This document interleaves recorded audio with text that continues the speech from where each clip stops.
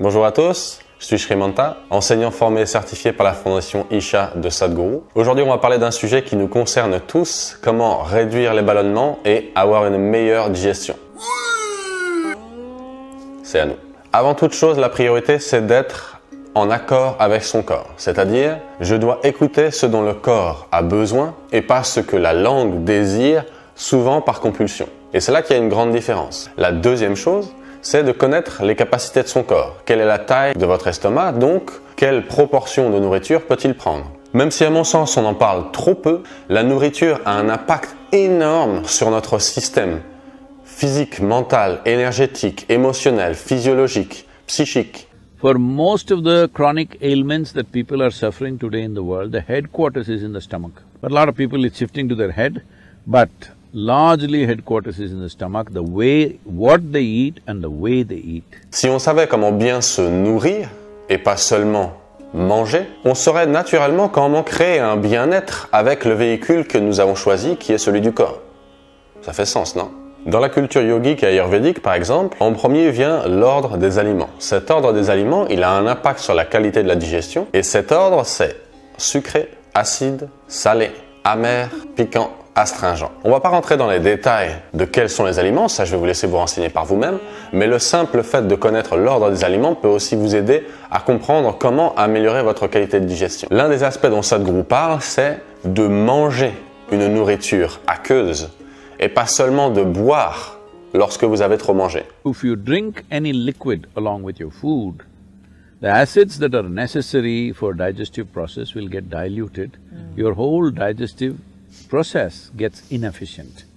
Because food, when it goes in, if it contains water, it assists. But if you put any liquid on top of it, you will see the food will remain in the stomach bag for too long.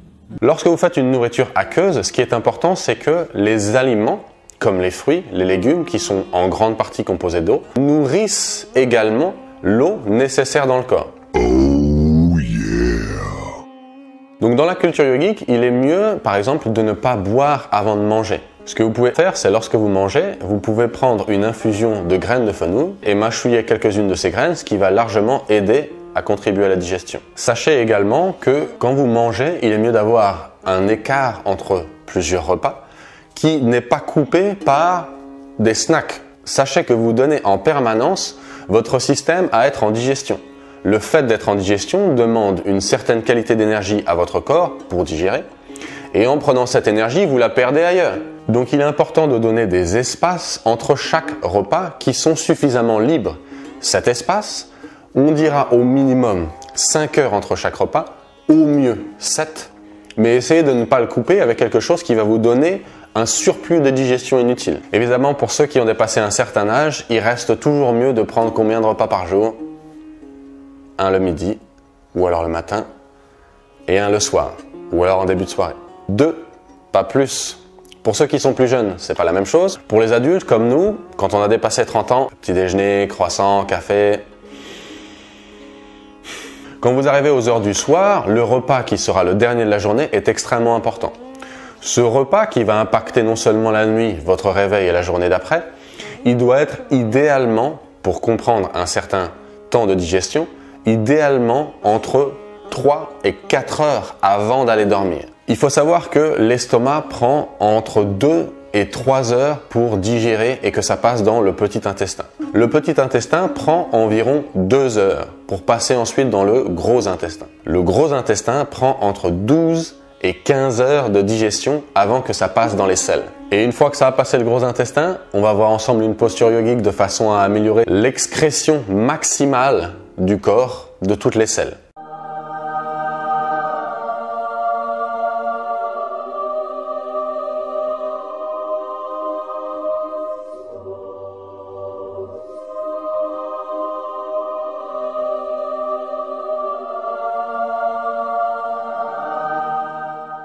We are very concerned about this always.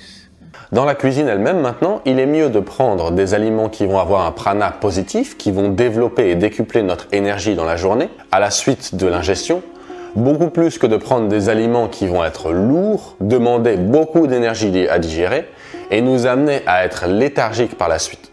Parce que si vous prenez des aliments qui sont lourds à digérer, l'énergie demandée pour la digestion, vous la perdez ailleurs. Donc c'est normal que vous ayez plus de motivation. Donc pour impacter au fur et à mesure la digestion et retrouver une qualité des organes naturels, le mieux est déjà de commencer par couper les aliments en petits morceaux parce qu'il y aura moins de taille à digérer.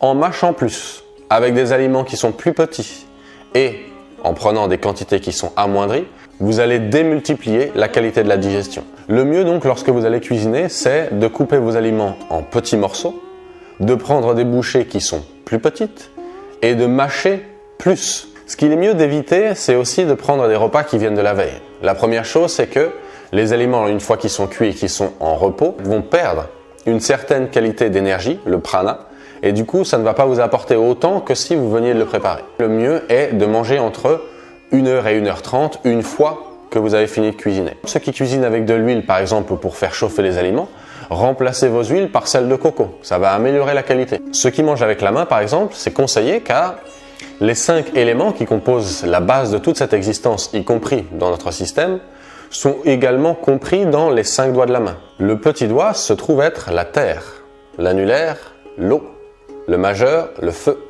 index, l'air et le pouce, l'éther. La digestion ne se fait pas seulement lorsqu'on a ingéré un aliment, elle se fait ne serait-ce que lorsque vous le touchez, mais également dans la vue, dans l'odorat, dans le senti et l'harmonie que vous donnez avec votre nourriture. Être en harmonie avec la nourriture que vous allez ingérer impacte à votre système. Ce simple morceau de légumes, si vous le donnez à un chien, ça va devenir un chien. Si vous l'ingérez en tant qu'humain, vous allez rester humain. Donc cette même nourriture se transforme en celui qui l'ingère. Si vous rentrez en harmonie avec votre nourriture, alors vous rentrez en harmonie de façon à ce que vous êtes soit impacté par ce que vous allez devenir. Donc en touchant à la digestion, on ne touche pas seulement aux organes, on touche à l'énergie réelle que vous avez.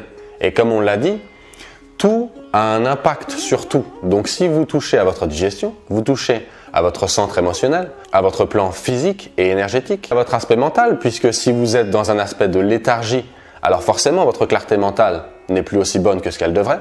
Donc tout ce que vous faites a un impact et la digestion, qu'on le veuille ou non, a un impact énorme dans la qualité de notre journée. Je vous engage donc à faire vos propres tests, à connaître la capacité de votre corps, pas celui du voisin, et au fil de la récurrence, vous allez vous apercevoir naturellement ce qui est bon pour vous, ce qu'il est bien de mettre de côté, ce qu'il est bien de changer et aussi d'accorder en fonction des saisons. Et une dernière chose évidente, et c'est pas moi qui vais vous dire le contraire, le yoga aide énormément à la digestion parce que vous allez renforcer tout votre système, les canaux d'énergie, les organes et évidemment maximiser votre potentiel.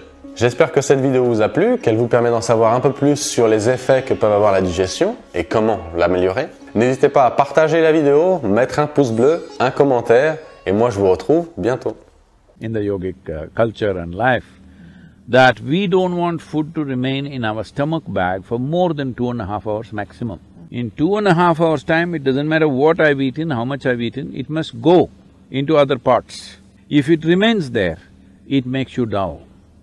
It makes you lose your sense of perception.